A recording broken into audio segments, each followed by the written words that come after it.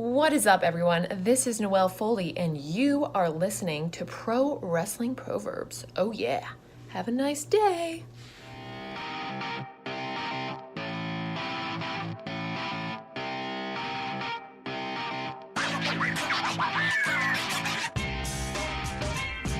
So the year is 2025. That means it has been 30 years since WCW Nitro. And in the same year that's been the 30th year of Nitro, I'm pretty sure AEW Dynamite has been on TV longer than WCW Nitro. Get out of here. It's crazy to think about, but Nitro wasn't on that long. Only 6 years of Nitro. Now, WCW had TV dating back to 88, but Nitro was only on from 95 to 2001. And as we all know, WWE tried to bring it back, and, the wrestlers just, they didn't cut the mustard. Vince didn't like it. Buff Bagwell kind of screwed the pooch, and it went to Raw and SmackDown. And the rest is history. But recently, Tony Khan, Eric Bischoff, there's been some bickering about Nitro versus Dynamite. And although I'm not the biggest Tony Khan lover, I do like how sometimes he's a little bit petty. And I think the good old scripture book here has written down a way that Tony Khan could be the ultimate petty by doing a WCW Nitro one-night stand. Not exactly a one-night stand, though. I would have AEW start like normal. It would be a special show in Atlanta, Georgia, and the camera would be on Tony Schiavone. And Tony Schiavone would go, "Ladies and gentlemen, I'm Tony Schiavone, and this is not AEW Dynamite. This is WCW Nitro." And the lights would come up, and the fire would go off. And sitting next to Tony Schiavone would be Stevie Ray on commentary. We'd bring Mike Tenay back to do backstage duties. And Tony Schiavone would be excited, as he should be. He gets to do one more episode of WCW Nitro. Let's forget about the logistics of WWE owning WCW Nitro, the name, because I think Tony Khan would figure a way out. With that being said, I will treat this like I treat the last match cards, and it's going to be realistic. Since it's AEW, I'm not going to have any Kevin Nashes on the card. I'm not going to, and I'm not going to have Hulk Hogan be on it. Hulk Hogan's passed away. I'm not going to have, Lex Luger wrestle on it. But to start, I think Chris Jericho would come out. And Chris Jericho would remind everybody how he was WCW Nitro. Yeah. So the cruiserweights were it. He was a television champion. He was a U.S. champion. He would have slapped around Bill Goldberg if allowed. And then that's when you would hear a siren go off. And out would come Scott Steiner and Rick Steiner. And they would get in Jericho's face. And they'd laugh at him. He'd go, "What are you two old has-beens going to do? Why don't you go to your nephew and your son and the other company?" And the Steiners would hit Jericho with a Steiner line, which is their clothesline. Scott would hit him with a belly to back. And in this, Scott would pick him up, Rick would go to the top rope, and we'd hit a Steiner Bulldog on Jericho to kick off the show. Schiavone would laugh as he would. Jericho would roll out of the ring, and he'd go, "Let's start the first match." You'd hear disco music, and for the first time in years, Disco Inferno would come out. Tony Schiavone would go, "Oh, not this guy." But then Alex Wright would come out behind him, Das Wonder Kid, and the return of the Boogie Knights. And in a tag match, you have to face off against a tag team. So I would have it be Ricky Morton, one half of the Rock and Roll Express, who appeared on WCW Nitro, and Scotty Riggs, one half of the American Males, who also appeared on WCW Nitro. they'd have a fine tag team match, just showing what WCW tag team used to be. I'd have Ricky Morton go over on Disco Inferno, and then after that, I'd have Alex Wright turn on Disco, and the three just put the boots to him. And the following match would be Glacier versus Wrath. Oh, shit. Which Glacier appeared on Ring of Honor, appeared on AEW. Wrath was a character that was brought in to face Glacier. And again, just a normal singles match. This would just be one that you'd see some typical Nitro fodder. After this, though, you would hear the familiar NWO music cut in, the new world order. And the camera would pan to the back, and you'd see the NWO. It's Scott Norton, Paul White, Jeff Jarrett, and Buff Bagwell standing there. Jeff Jarrett cuts a promo on how the four horsemen they're facing tonight, none of them are even in the Horsemen. He was a true horseman. But that's why he wanted to be with the NWO. He wanted to just one more time slap around that old man, Ric Flair, to prove that NWO is for life and to prove that he was the better leader. Not Hart, not Hogan, not Nash, but Jarrett. The camera then cuts to Mike Tenay standing with Ric Flair and asking if he's going to take that. Ric Flair says, Mr. Tenay, you know that the Horsemen ruled Nitro. The NWO never ran them off. So I'm going to introduce a Horseman team here that will fight Norton, White, and Jarrett. First, you have Brock Anderson, son of Arn Anderson, the enforcer for the night. Then we're going to have Joe Henning, who many of you would know as Curtis Axel. And final of Kendall Windham, the brother of Barry Windham. And it's going to be these three facing those three. And of course, Rick's going to be at ringside to make sure there's no funny business. Then we cut back to the ring, and Jacques Rougeau is standing in the ring. Now, Jacques Rougeau, of course, the former Mountie. He also wrestled in WCW. And he's going to start cutting a promo until Mark Jindrak and Chuck Palumbo cut him off. Jindrak and Palumbo both were members of the New Breed. They were also, I'm losing the name now.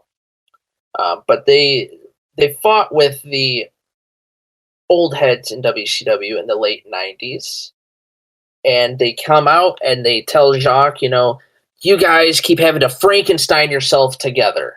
You keep having to take body parts from one, put it on another. And then that's when Jacques laughs and says, when I wrestled in WCW, I did have a tag team partner, Pierre Carl Alouette. But for tonight, since you mentioned Frankenstein, I have a Frankenstein. And as many of you know, Pierre Carl Alouette became PCO. PCO comes out to the ring. Instead of wearing his usual black, he's got on the red for the French Canadians, the Canadians. And then Jacques puts the eye patch he used to wear on him. And the two just take out Jindrak and Palumbo. Jacques barely has to get in the ring. PCO is the man. And they win the 1, 2, 3. Mike Tenay is brought out to the ring after this because he's told there's going to be a special invitational match. And out of everyone, it is the franchise Shane Douglas. Shane Douglas is in the ring, talks about how, I was there in the later days of WCW, and I'm here to do an open invitational to whoever thinks they can face me. It's too bad that Ric Flair has a pacemaker in, because I'd knock him silly. I'd take him out. And then we hear the woo. We hear the Ric Flair music. We see someone come out in a robe, but it is David Flair accepting the challenge on behalf of his old man.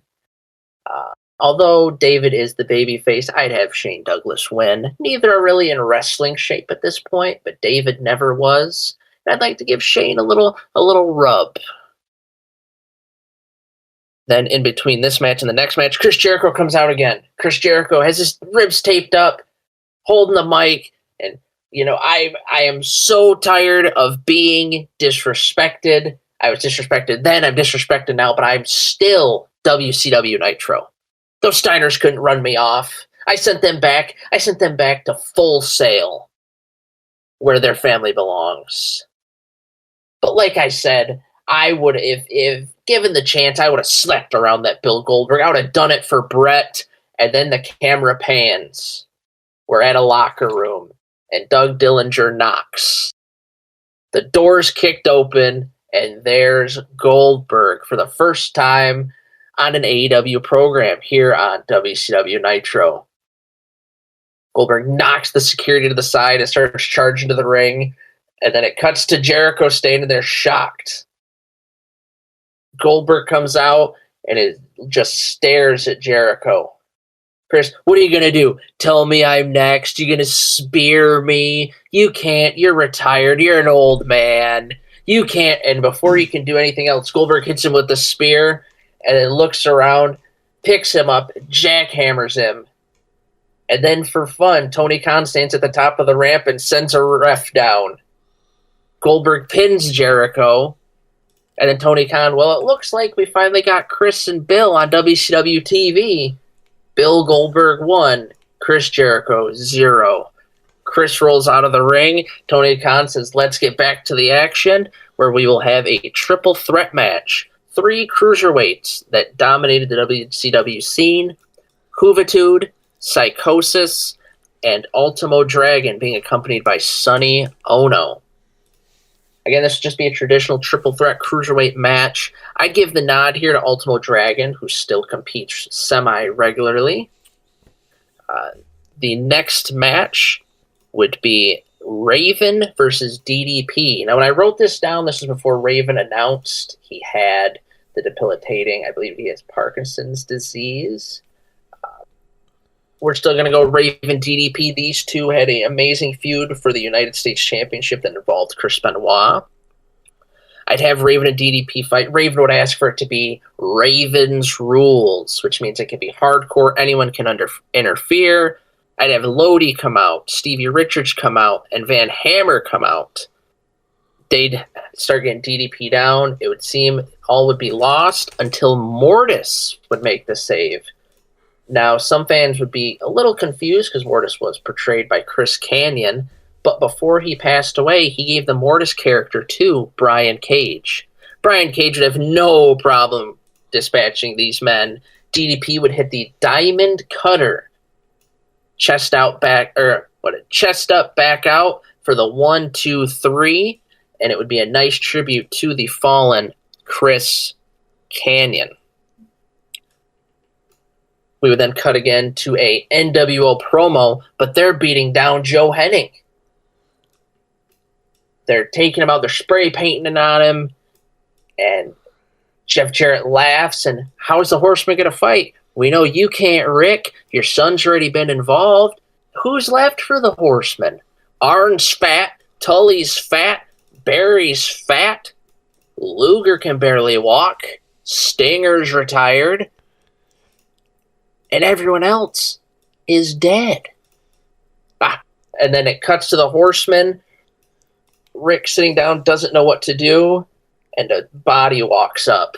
The camera pans, and it's Dustin Rhodes. Dustin tells Rick how, although my father and I feuded with you in the latter days of Nitro, and although my father hated the Horsemen, I would love to help you take out the NWO. Rick shakes his hand and says, I'll be damned if Flair and Rhodes teaming up, but nothing would be better than you helping Kendall and Brock against the NWO. And it's made official. Dustin Rhodes then takes Joe Hennig's spot in the Horsemen. But before that, we have a Hardcore Invitational. The Hardcore title was brought into WCW to try and compete with the WWE. It's crazy it didn't work out because at one time or another they had Mikey Whipwreck, Sabu, Sandman, better known as Hack, Bam Bam Bigelow, even Terry Funk. But the hardcore title isn't remembered as finally in WCW. We're still going to do an invitational, just like the first time the title is introduced. Instead of being in a junkyard, though, it will be out in the ring. First pin wins the match.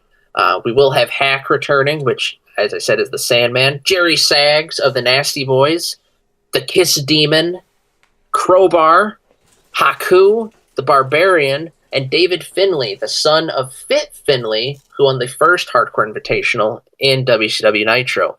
Jimmy Hart will be at ringside because at one time or another he did manage Jerry Sags, Haku, and the Barbarian. You gotta have Haku win. I mean, the man could be 100 years old, but he'd still beat your ass. Plus, he was nice enough and gave me that signed Micro Brawler for only $10. Thanks again, Haku. This would just, as Dusty Rhodes would say, this would be clubbering. There would be bodies flying, weapons flying. Nobody would know what to do until Haku finally decided it was time to end the match and started hitting everyone with a Samoan spike and then a Tongan death grip. As they're cleaning the weapons out of the ring, we're getting ready for the main event, but wait a second. Chris Jericho's music hits again. He comes out on crutches.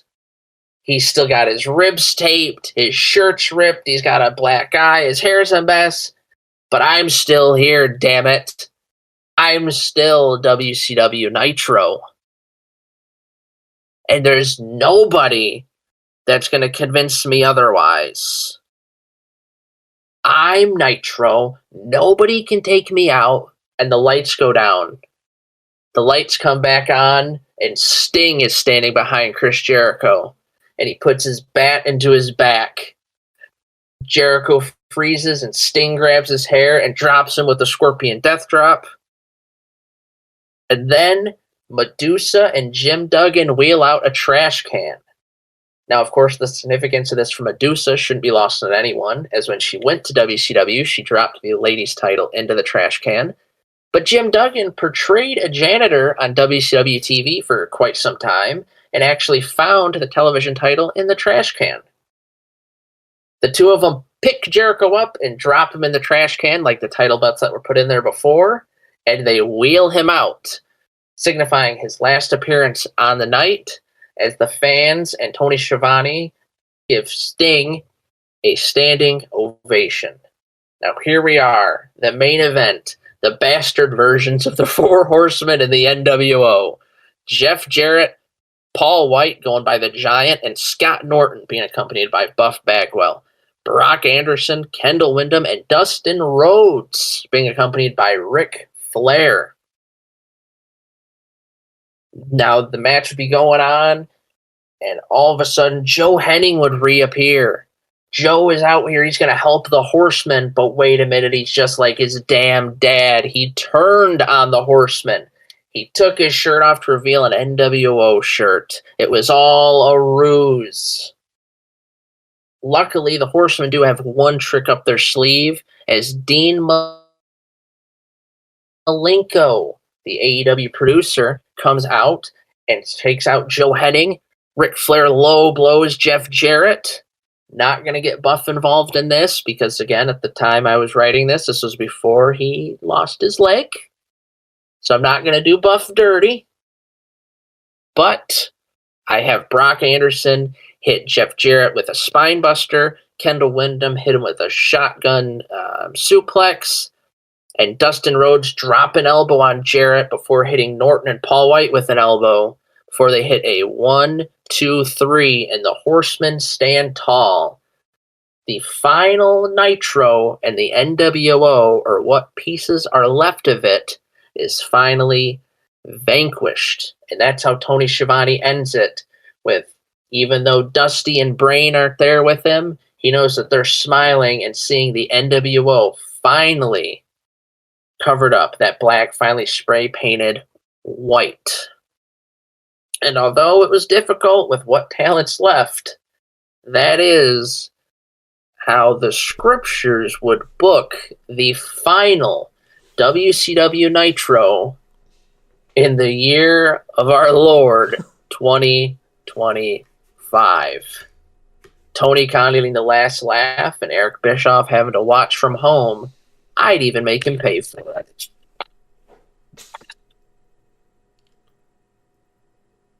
And I will say this was the hardest card I've ever had to book because I didn't realize the lack of names left for Nitro, a show that only just hit its 30th anniversary. But if you're interested in cards like this or how things should be booked, how they could be booked, make sure you're checking in on our YouTube channel and our Logan Scriptures playlist. It's got not only the Logan Scriptures, which I believe this one puts us... What number are we at now? I can double check. It's like 13 or 14. We have 13 or 14 standard scriptures. We have 2 short scriptures. And we also have some booking DIYs, which were the precursors to these scriptures. Last matches, rematches, anything the scripture desires is on that playlist. But who'd have thunk that in 2025 I'd be talking about WCW Nitro on our Pro Wrestling Proverbs page?